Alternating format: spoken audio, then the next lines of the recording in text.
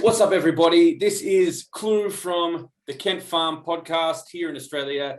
Today, Sam couldn't be with me, so instead, we've got the man Ash, who has been kicking around in the Snyder Cut community for a while. What's up, Ash? Hey, man. How's it going? Yeah, good. Obviously, lots going on at the moment in the community. Lots of little teasers dropping. So how are you feeling?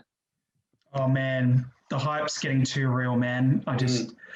I feel like the torture is really about to begin, though. We're on the eve of the grand trailer, and I just seriously wonder, what the heck to do for the next month. It's like that. Like, we've been eating real well all week, every morning, waking up to something fresh. So the question is, I suppose, when we get to the end of it, what do we do? Yeah, what are we going to do? Surely, how do we keep the hype up for the next month? I feel like it's funny because you know how Zach in the past, if he would describe this like the Snyder Cut, he'd say it's an all meat meal, just full juicy meat, no salad, no thing like that, just pure juicy meat. The sub, yeah. So do we just have like meat for entrees, or do we just have salad or something, and then just when the Snyder Cut comes? That's right. That's right. So it's like, we got to work something out. I'm sure there'll be plenty of campaigns. The idea to make sure that it's trending consistently, and it's done so well this week, and it's going to be crazy to see how it goes tomorrow in terms of whether we will hit that target, that November 17th, 2019 target. I thought it was 500,000, but somebody said today it was over 1 million. It's crazy. It's crazy, and I think we can do it, but we'll have to see. So then we get their attention. That's right. So, of everything that's come so far, and we'll talk about today's one. But of the first two trailers, what was the moment that stood out for you? Oh, dude, honestly, by far, Black Suit Superman. I mean, I've kind of, just to show you guys, That's what you want to see. And I actually legit got this cover from a brand new phone a few days ago as well. So it's all coming together. I'm a big Superman fan, but I got this because it popped up on my newsfeed one day. And then I looked for a Superman one that looked as good as this, and it just didn't. But it's fallen apart a bunch. So yeah. Don't worry, man. The poster behind you more than makes up for it. Mad respect. Right. Yep.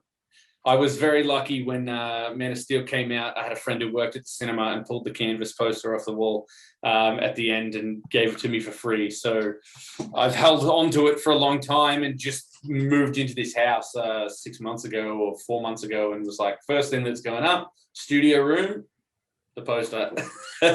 all these posters you see behind me, you may think these are movie posters. I actually legit got these all printed off at Officeworks. Yeah, right. That's awesome. I think, so I'm a bit the same. The Black Suit Superman is what's really stood out to me, but obviously, like, Darkseid, to be honest with you, I wasn't expecting to see that. I wasn't expecting it, and I think that's what made it jump out so much. I guess on that, do you want to just jump in and start chatting about what's going on today with the one that dropped today? I'll do a little screen share here, and we'll... Sounds good. Yeah, watch through it so others can follow, and we can do a little breakdown if you want. Yeah, absolutely. So we got this going there. Those beautiful emojis. They finally added the emojis, so it's getting real. It is getting real. It's so close. So as we know, Zach dropped this one this morning. And another 10 seconds. One more day to go. This is it right here.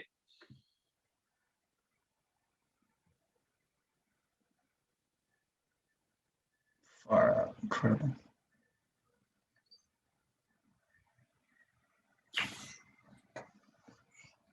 That cyborg shot. Oh, it's just so nice. And I think, like, having had the day to look over it, seeing things, people mentioning things a bunch of times, like, one thing I noticed fairly immediately was with this, when you got Wonder Woman here, it sort of looks like the electricity's coming for her, and she smacks the electro axe away with her sword, which deflects it as she avoids it, which I just thought was epic.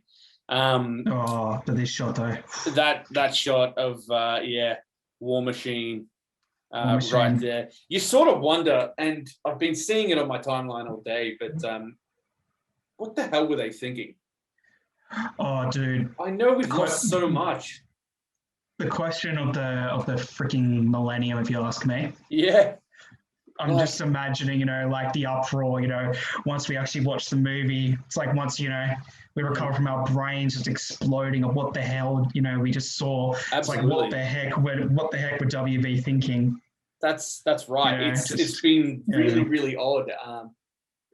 The more that comes out that they got rid of it, it just doesn't make any sense. It just really doesn't. Look, moving on from the Batman, we got this scene with the Amazons and the Parademons fighting against Steppenwolf here. And one thing that somebody pointed out is that Steppenwolf throws an Amazon warrior at a Parademon here. If you look over in the left corner there, you can see. Yeah, I see it. Knocks her out, and then another thing comes in here. It's just epic. That whole thing, it's going to be a mess compared to what we saw. And I say mess in a good way. I mean it like it's so chaotic compared to what we got in the 2017 Justice League. Absolutely. Speaking on that, when was the last time that you actually watched Justice League 2017? Oh, mate. The funny thing is, so I think as far as an actual proper viewing, I think it was honestly pre the Snyder Cut announcement. Yeah.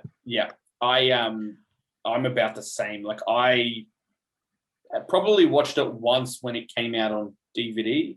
And again, a lot of the factor for me at the time was I saw it twice at the cinema, and then I thought we need to, it wasn't great, but if we want to see more of these versions of the characters, otherwise they're going to shelf the entire thing. And I want to see more Batfleck. I want to see more Henry Cavill Superman. Like I'm on board with everyone in the cast. I better support it. So I went and bought the Blu-ray as well. And I watched it, and I remember sitting down with a friend, and we got halfway through it and then paused it and just didn't turn it back on. And I reckon that was the last time I watched it. I was thinking, this might be a good chance for me to give a quick little backstory of my kind of story, from 2017 Justice League to now with the Snyder Cut. So to kind of bring everyone up to speed. So as you may have, obviously noticed, I'm a massive Superman fan, much like Clue. We know what's up. We know who should have won the fight in BVS, obviously, but they had to make the story interesting. Oh, that's right. So what happened was, I remember the hype, was obviously through the roof on the journey to Justice League.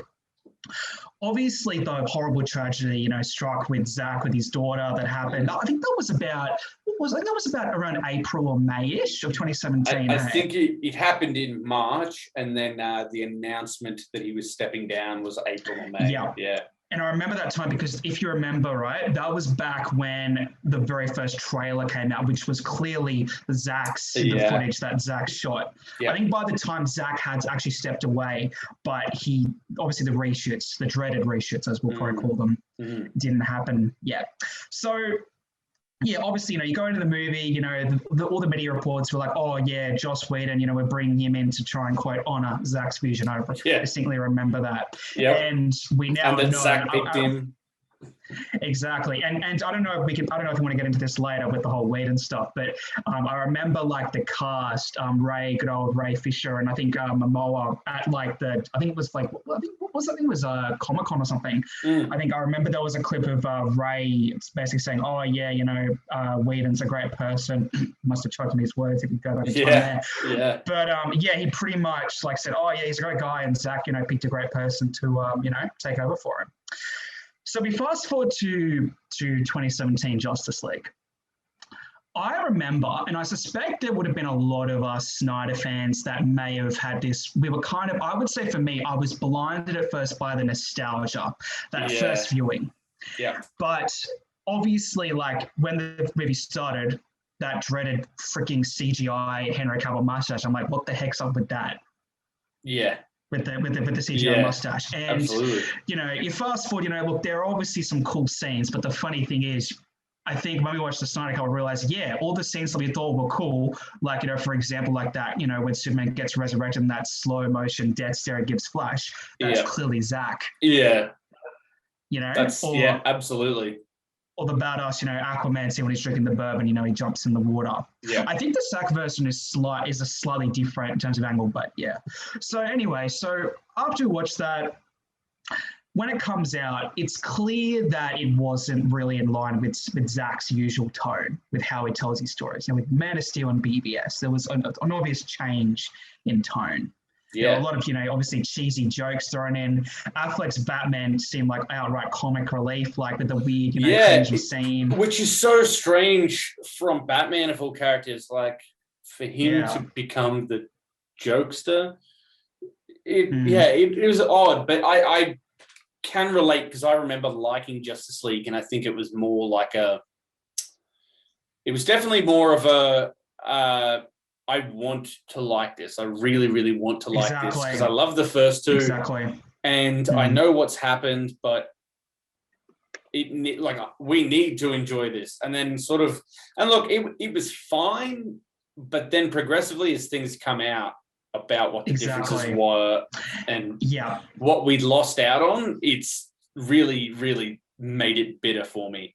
Exactly. And that's exactly where my story really kicked on, because I was definitely not one of those, from day one, #release the Snyder Cut in late 2017, 2018. But obviously Zack used his platform Vero to slowly start, releasing images. And you may recall, I think it was 2018, he had these directors' little convention where he was outright talking about his Justice League 2 and 3 plan.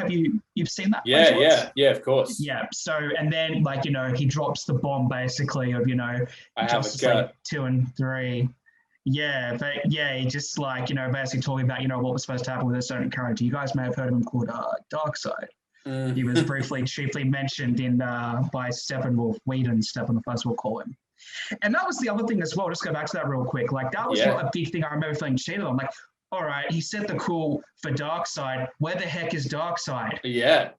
And I think a lot of these things we sort of knew was supposed to be happening as well. I remember going into it and sort of having discussions with people where I'm saying, they say Steppenwolf's a bad villain, but he was working for Darkseid, he was doing that because of this. And I was trying to explain it all because, look, on the base, the information is there. They just don't do a great job of explaining it in the 2017 cut. And it's, I feel like fleshing that out. And I think it's like a lot of things, fleshing out what is going to happen in the Snyder Cut. Exactly. And that was the biggest kicker, wasn't it? Because I remember thinking, wow, this movie wasn't even 2 hours. The actual movie, including credits, was 2 hours. Yeah. So it was actually more I think, an hour, 50 minutes. And I was like, really? Which is crazy. How do we go from BVS Ultimate being 3 hours to a Justice League movie with all the members of the league to barely 2 hours? Well, it's funny too, because a lot of people complain that, and critics in particular complain that, they feel like there was too many characters shoehorned into Batman vs. Superman. You've had Superman. Oh, you put Wonder Woman in there. You shouldn't have done that. It's too many characters. And then they do a 2 hour Justice League cut and introduce everyone. Who are you helping? At what point, with that mandate, who are you helping? Really, it makes no sense. Yeah. Exactly. And I'm definitely keen to come back to that, with the whole, because I think what you mentioned there, Clue, that kind of ties in a bit to the whole, DC, they're trying to catch up and be like Marvel. So let's certainly come back to that. But, absolutely. Because there's a lot to be said there. Yeah. Oh man.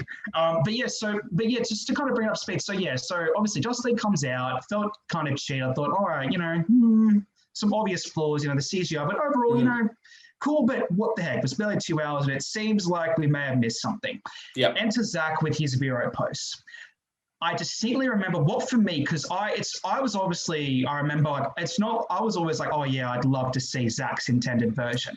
Yeah. But it clearly sees when, we see Aquaman and obviously Shazam, like they seem to be kind of that was when they were talking a lot about, they're breaking away from the shared universe and trying to focus on individual stories, right? And for me, I think it was around whenever Father's Day is for the US. I don't know if it's the same for us in Australia, but I think it was 2019. Yeah. Father's Day, that was one when Zach shared the post of, speaking of Father's Day, here's King Daddy, picture of Uxas, aka Darkseid. And I remember that when I saw it, I was like, holy crap, okay, I need this movie now. So that moment was when I just went, right, tweet it, release the Snyder Cut, what the heck are you doing? And then we fast forward to November, 2-year anniversary of 2019, when you suddenly have Affleck, Gal, Ray Fisher, and a whole bunch of other actors tweeting, release the Snyder Cut. And I was like, what the heck is going on here? And like we said before, like with the whole, we've got to break, beat the tweets tomorrow. I think it was over 1 million, you said, right? From 2019? Yeah. We're going to beat that. I believe it. I believe it. I absolutely believe it. I think the difference is that even 2019, November 17th, I feel like was a waking point for a lot of people too. Like I had sort of been around and been in the Facebook group for a really long time. Since, early on, I'd sort of stumbled across it. And then I was in there for a lot. And then by the time November 17th, and I just didn't use Twitter really. I had it. I've had it for a long time, but I just was never really on it. And occasionally jumped on, and it wasn't until I started sort of tweeting release the Snyder Cut, I was seeing other people doing the same, and then progressively this network just built outwards. And now I use Twitter more than I do Facebook because I'm just on talking about the Snyder Cut, which is crazy.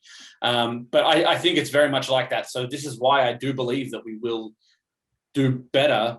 Is that all these people that weren't around November 17th and saw it then and then got behind it then are now ready to go for this one. So there is that growth. The downside will be, and I just don't know where they're at, but people like Gal, people like Ben need to also get behind it because I feel like they were big factors. Now, we're going to have Jared Leto. We're going to have Ray Fisher for sure. But you got Henry and Jason don't use Twitter. So we really need Ben and Gal to go hard on it. So we'll see how we go. But then also you had people like Dave Bautista. Bautista got behind it last time. So you want that sort of thing. Tomorrow's the one, we need to make it like that large scale, like people that you just wouldn't expect. Hopefully, the Army of the Dead cast. Hopefully we get Joe Manganiello. And even more. Let's just quickly go back to that as well. That was another scene. So you know how that was a post-credit scene with the Deathstroke setup. People may not actually know this because I feel like this is something that even some Snyder fans might not be aware of. Yeah. That scene, right, guys, people watching, that was actually reshot. The part where Lex says, we need to level the playing field, Mr. Wilson. Shouldn't we have a league of their own? That actually, believe it or not, that wasn't a Zach line. That was actually rewritten by Whedon and Jeff green Johns. Screened in.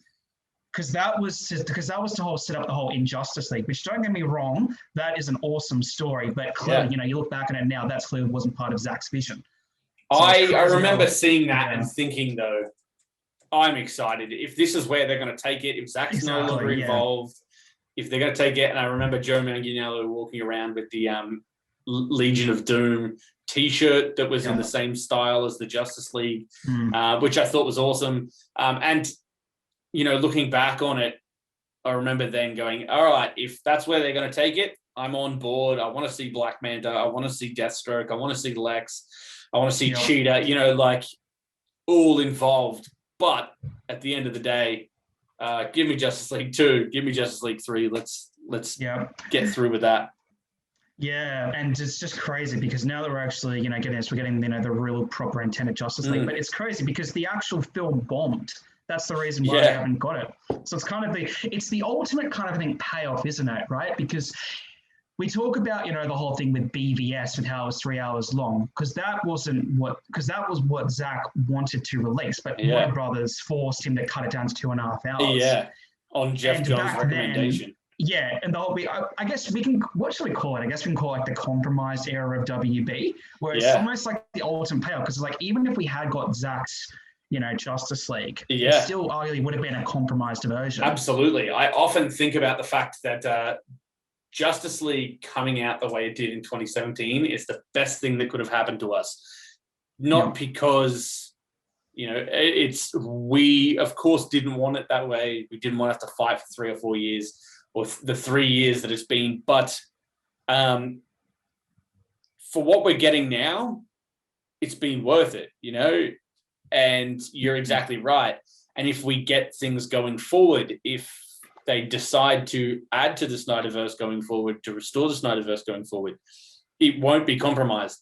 They know that if they commit to anything further, it needs to be fully allowing Zach to do what he wants to. And it seems sort of like they're doing that now with their new directors, with, you know, James Gunn, and with people going forward. And you've got David S. Sandberg, same thing. It feels like they're getting their vision. Exactly. And that's important. And I think this is one of the things I like to bring up, you know, when it comes, because, you know, we deal with a lot of the trolls and the haters online. Absolutely. And it's like, it's okay if you don't like a movie, but when you're being an utter troll for the sake of it, I'm like, listen, at the end of the day, what happened to Zach was horrible. And the way the studio treated him was absolute BS. And it's just, and what's the most awesome and important thing, regardless as to what you think of Zach's movies, the guy has a vision, and this is about him finally showing his vision to the world. Yeah, that's right. And I say hallelujah to that, as the good old song goes. That's it. I think it's interesting too, like looking at some of the things that people say about him. I often see Snyder fans posting, you know, a critic putting up, people should be able to do whatever they want. Like, that's their vision. Don't let it down. And then also saying, I hate Hack Snyder, blah, blah, blah. And the you know, the duality of that is crazy. And the amount of them that do it. And my theory is it's always a balance. With love comes hate. If there's people who don't, I would say there's people who probably would never think about a Zack Snyder film again if they were a critic and we didn't love the films as much as we did. I think a lot of these critics would watch the film, go, okay, I didn't like that. And if they didn't like it, they wouldn't think about it.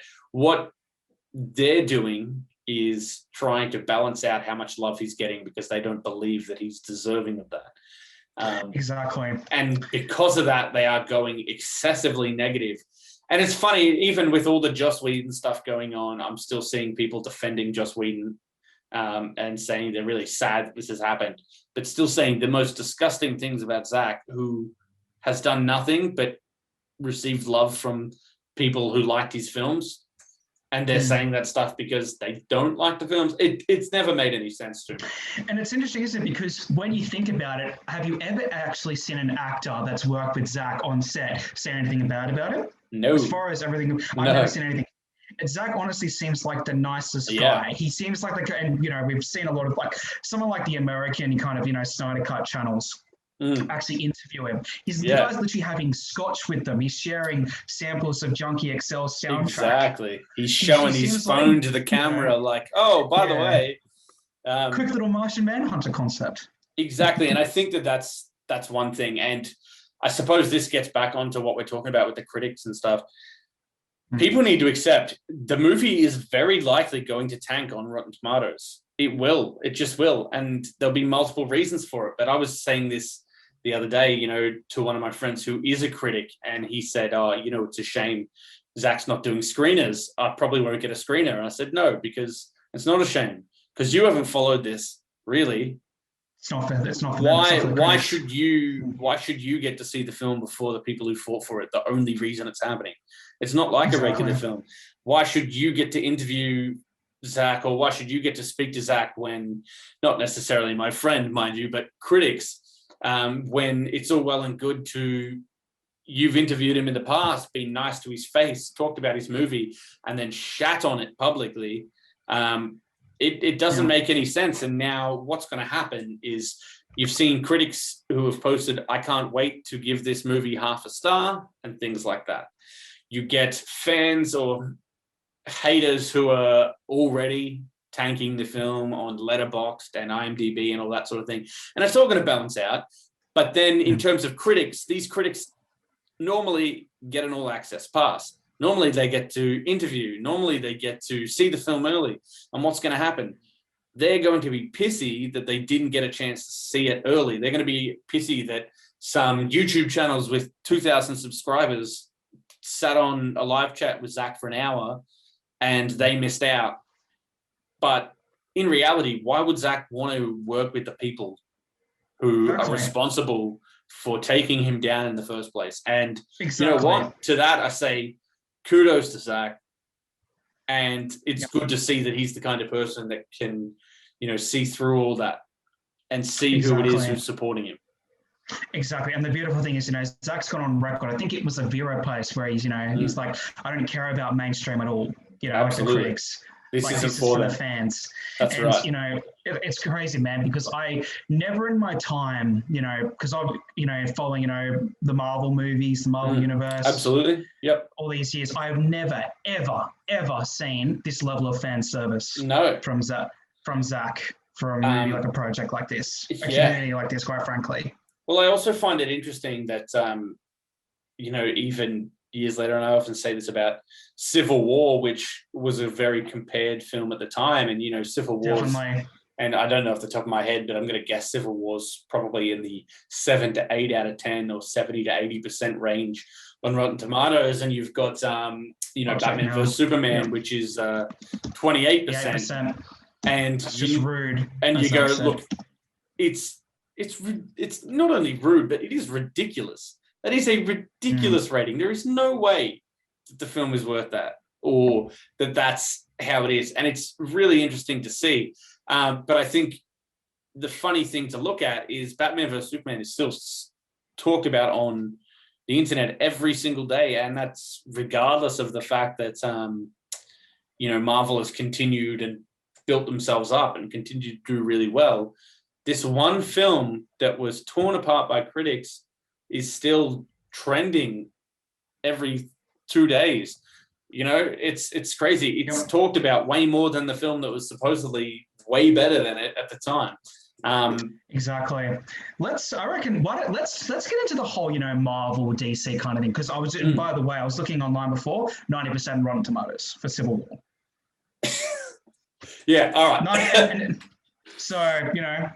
Personally, good movie. But at the same time, I feel like I probably took, like that Michael Jordan meme where it's like, and I took that personally. I feel like that's Civil War for me. I really like Black Panther. I really like Spider-Man, and I really liked Ant-Man being involved. But for me, I remember just going, okay, it was fun. I enjoyed it. And I have with all the Marvel films, I do enjoy them. But I feel like Man of Steel and Batman vs. Superman hit me differently, and I can't explain it. But they hit me like right in fucking here. So that's the difference. No, you're right. I think what, in my mind, there's a pretty straightforward kind of, comparison to the two. Well, I guess what separates it. For me, when I'm watching an MCU movie, I see it as a popcorn movie, if you will. Absolutely. Kickback, some great laughs, some decent serious tone. But for me, this feeds into really like why I'm ultimately a big DC and Superman and Batman fan. And for me, it's the serious tone, especially the villains. When it comes to villains, for me, DC completely destroy Marvel. Absolutely. There's a no contest. I 100% agree. Think about Darkseid Thanos. Bit of a trivia question for people watching this later on. Who came first? That's right, Darkseid. He's got red eyes. Absolutely. He was the one that inspired Thanos. It's funny that you say that too, because despite the 3-year difference, I saw someone going on about how Thanos was created in 2012. And then they go, no, it was created in the 70s. Darkseid was created 3 years before him. Who really knew? And they said, oh yeah, but only the one who was important was created in 2012, and Darkseid doesn't exist yet. In live action, they say. Yeah, and that's the thing, isn't it? I mean, because it's one of those things, because obviously, like, I personally absolutely love Josh Brolin as Thanos. I'm not taking anything away from Josh. Yeah. And just, you know, and I'm assuming you feel the same way, man. Like, Josh Infinity War Endgame, yeah, he's awesome. Like, Infinity War Endgame, absolutely fantastic movies, culmination of a 10-year journey. But when it comes to the comparison, like, yes, in essence, Thanos was inspired by Darkseid. Darkseid is the OG. And I remember when I was younger, like Justice League Unlimited, did you watch that show when you were younger? Only bits and pieces. My DC stuff growing up was the 90s Batman movies. Like, I just watched those on repeat. Yeah, awesome. The old Superman movies, yeah. Yeah. So I think, and it's funny because I think actually today I saw on Twitter, the guy, what's his name, man? Michael something, the guy that the voice actor of Darkseid from Justice League Unlimited. Oh, Michael Ironside. Yep. Michael Ironside, the guy that did the voice acting of Darkseid. It was actually his birthday today, funnily enough. Happy birthday to him. And it's just like, I remember watching him thinking, far out, this guy is about us. He is like the be all end all of all evil in the universe. Michael Ironside is just fantastic as well. He played Lois's dad in Smallville as well. He did, I remember that. Yeah, good old Smallville. Yeah, good old days. That's my childhood and teenage years, man. But Absolutely. So like, but as we talk about like DC and like where they excel at, it's the serious tone, and I think we see it. Like, I think we started to really see a bit of it in Aquaman in the sense, you know, they kind of brought in some of the humor. I still personally loved Aquaman, and obviously Shazam definitely, you know, obvious, you know, they were definitely when it fits the character, it's fine. And I felt like Aquaman walked the line. I would have liked to see it maybe a little darker because of James Wan's, what he does, his horror background. But also at the same time, you know, Billy Batson, Shazam, to me, it fit what Shazam should have been. Exactly. Now, could it have been better? Sure. But at the end of the day, it didn't necessarily need to be serious either. And they can build on that. You know, the characters are slightly older now. They can make it slightly more serious without necessarily having to make it BVS serious. Exactly. And I think, and that's the big thing, you know, when it comes to, I almost feel like in a way, man, there's a lot of fans out there, especially on the Marvel side, that trash on DC because in their mind, it's different from what they know. It's almost like in their minds, the MCU movies have set this weird precedent of what all superhero movies have to be. Everything needs to be, yeah. And I was thinking about this actually earlier today, right? It's like, if DC are like Marvel, would that not be boring? Like how does one separate themselves from the other? Like, would that not be boring? Like, I've had the conversation, you know. It's not the be all and end all. It's not just once, you know. It's not just this is the only way to do it. Everyone who says DC was trying to catch up, they should have done solo movies first. Like, you could see it was Man of Steel solo movie, BVS introduced Wonder Woman got a solo movie. Justice League came along. In Justice League, we saw aspects of the origins of Flash, Cyborg, Aquaman. We got Aquaman after that. It was build up the line and then expand out like a tree rather than build upwards. I don't necessarily think either way is better than the other. And, you know, Marvel's done fantastic work, but I also look at it and say, my biggest thing with all this is that though Batman vs. Superman wasn't received great, it made decent money. Man of Steel made decent money. And if you compare the fact that Iron Man and Incredible Hulk, the first 5 Marvel films leading into the Avengers, and then the first 5 DC films leading into Justice League, DC made more money. The difference is that Warner Brothers was looking at DC film 2 and Marvel film 15 and saying, well, why aren't we earning that money? I really, truly believe had they just stuck with it, if they wanted to continue, and I know that Zach had his plan for finishing in 2021 or whatever the plan was with Justice League 3, But you have a lull now with Marvel where they've built up, they've hit the point with Endgame, and now it's dropped off. Now they're doing some different things. WandaVision's coming out. We've got Falcon and Winter Soldier, and they're sort of expanding. But I think everybody can accept the fact that Marvel doesn't have the hype behind it right now that it did 2 or 3 years ago. And had they left it, DC would have been just hitting its point of being, really getting into its own when Endgame dropped, after Endgame dropped. And it would have been this big thing where Marvel was going up and DC was going up like this, and then Marvel started to dip and DC just kept going. And then it would have just sort of kept going like that for a long time. But I feel like the executives just sort of panicked, canceled everything. Obviously, we know about certain executives and some sabotage and some stuff going on in the background. But yeah. Absolutely. I think you've hit a gold, man. And I just, I reckon, I was thinking about it. I think it's almost, we're talking about like the whole blessing side of things of us getting the Snyder Cut now. It's interesting because it's almost like if it come out in 2017, Infinity War only came out, I think we're talking 2, 3 or 4 months after that. Yeah. So there would have been the obvious, these people call from that one.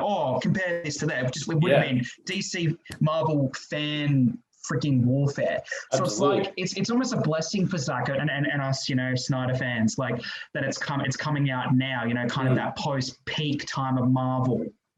That's right. It's and just I think what I kind of think, you kind of talked about before, man, with the whole, like, with the DC films, like you talk about, despite the critical reception, people still talk about Man of Steel and BVS. Just a quick throw out there, I still believe, in my humble opinion, Man of Steel, people, is the most underrated movie of all time. It deserves more love. Yeah, it's one of my favorite movies. I can't decide whether I prefer it or Batman vs. Superman, and I feel like it's trying to pick a child. I won't. I love them both. For me, I love Zod. Zod for me, so just a quick background. So a lot of people, I don't know, I'm keen to know your thoughts in a sec, what your favorite villain is, right, with Superman, dude. But for me, like Smallville, Michael Rosenbaum's Lex, absolutely loved him. For a long time, Lex was my favorite. But I remember when I was young, I saw Superman 2 with, what's his name, Terrence Stamp as Zod. And I was like, damn, this guy. And it's funny because it would be funny how, like imagine if you go back in time and kind of see, talk to your childhood self as an adult, like I say, as a Superman fan, you'd have a very, I think, in a way, a black and white view of your hero and the villains. And one of the things I remember I love so much about Man of Steel with what Zack did with Zod was he's not the, kneel before Zod, which is a badass line, but you understand his motivations. He's doing it for his people, And to me, he's Superman's perfect villain because he literally has the exact same powers. They just have different ideologies and literally different ways of living. That's right. And so I agree entirely. And I think that's a big standout. For me, that was something that I worked out later. But I always felt that as a huge Superman fan, they never nailed any of the action sequences with Superman prior to Man of Steel. And that was a big factor for me, the filmography or the cinematography rather, of how they did the action sequences jumped out at me. And I was like, whoa, okay, this is the way it should be. That scene, and I think I still factor in that one in Smallville when Faora and the other bloke fighting Superman, and he goes to tackle her. We'll just call him the big guy. Yeah, we'll just call him the big guy. Yeah, the big guy. And then, he goes to tackle Faora, and the big bloke grabs his cape and pulls him down, and it's just so quick, and you're like, oh, Jesus Christ, this is fantastic. Yeah. And that was a big factor for me. Yeah. In terms of favorite villains, I guess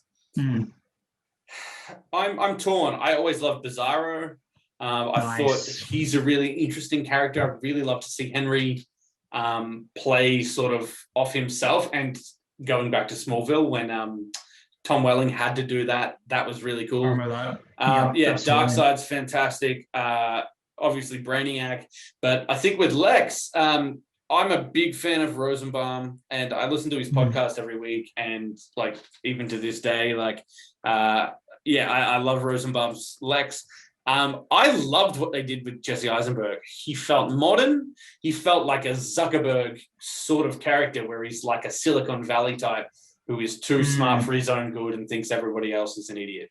And that's that really struck a chord.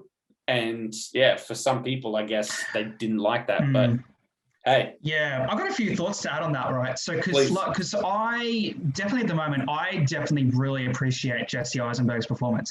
At the time, though, I don't know if maybe you thought this or maybe you may have had this conversation, but a lot of my mates, a lot of them picked the characters that we thought he'd be perfect as, right? Riddler. Because he's kind of quirky and kind of, he's very intellectual. Like at the time, I remember thinking, oh man, like I reckon he would have made a fantastic Riddler. Yeah. Yeah. But because I remember I watched the special features of the BVS Blu-ray, and I remember I was listening to some interviews of like outright Lex's origins, like how he had like the orange hair, and he wasn't kind of that arrogant. Like he was obviously quite intelligent, but he was really like, I really like how Zach kind of, he really approached Lex and BVS from an origin standpoint. Yeah. And by the end, like obviously, we get the badass shot, after when he's in prison, he's getting his head shaved bald. And it's like, all right, now this is the journey. And even though, like, I guess it was kind of reshot, I remember like that, that, let's just call it Justice League. Let's not call it Justice League. We'll just call it Justice League. Like that post-credit scene, how he's like, there he is, welcome aboard, Yeah. I'll just in God's return. Like he's in control, he's got the pretty girls behind him, they're having a pool, they're in the pool, he's, kicking back. Yeah. What was he drinking? Gona Demar or something? Must have been a pretty expensive. Well, I think the thing that people don't factor in is that Zach doesn't start any of these characters directly out of the comics. He doesn't start them at that point because that's boring. His entire thing is, I want to put them in point A, they will grow throughout the movie, and they will turn into the character that you want them to become. That's the point of the Superman arc. That's the point of the Batman arc. That's why people complaining about Batman for the first half of the movie not necessarily being the Batman that they know. That's the point. Exactly. And think about it, we're just coming. Exactly. And think about it, man. Like we're literally, Man of Steel came out only a year out from the Dark Knight trilogy. It would have been boring if he'd done like another the same young thing. Batman, origin, parents die, la la la. Exactly. Everything happens. It's like an older Batman. And obviously, like the idea of an older Batman intrigues me, especially, like as we know now, obviously, Zach intended, and assuming, I guess we can kind of talk about like the future of the SnyderVerse, if you will, like the obvious, but yet the barriers we face, where Zach's got a vision, especially with the Batman arc, with, whole Nightwing and Joker and everything. Like the dude, he knows what he's doing. He does, and I think like that's something that, I don't really care, if you like Zach's movies, awesome. But if you don't, you got to respect the dude at the end of the day. The guy's got a vision, and he wants to take him on a journey. That's exactly right. And I'll say one more thing on Jesse Eisenberg before we look at wrapping it up. But one big factor for me that I felt probably affected the Jesse Eisenberg decision, or a lot of people's how they took it in, was that Breaking Bad had just ended and everybody was fan casting Lex at Bryan Cranston. Which, don't get me wrong, I was definitely on board for that. If Bryan Cranston played Lex, I was going to be super happy. So Jesse Eisenberg definitely surprised me, but I think it's because people had in their head, I know what I want Lex to be. I want him to be this bald, older guy like your Bryan Cranston in Breaking Bad. And then when he was this young dude with hair who was a bit eccentric, a bit over the top, it surprised people. And I think that it's expectations and, tempering your expectations to what is actually coming. And I guess that comes back to, full circle of the Snyder Cut and how people are expecting it and how people are receiving it. The fact that expectations will be, it's just a little bit of extra footage on top of that shitty movie. For a lot of people who aren't aware, that could end up being fantastic for us because they turn around and they go, oh, actually, this is a completely different film. Exactly. Yeah. 100%, man. 100%. Yeah. Well, that's I better wrap it up, but it's been awesome, man, and we're gonna be jumping on again in the next couple of days. Obviously, we've got the trailer in the morning, and it's 4:14 a.m. our time. So yeah, we'll do that, and we'll have a chat tomorrow about what we get in the trailer. But it's been awesome to chat to you, man, and we'll definitely have you on again soon. Good, man. Go further into that information. Hallelujah. Sounds good. All right. For anyone watching, make sure that you like and subscribe, drop a comment, all of that stuff. You know, follow myself, follow Ash, and yeah. Hashtag Snyder Cut, hashtag Zack Snyder's Justice League. Let's do it. And restore the SnyderVerse. Restore the SnyderVerse.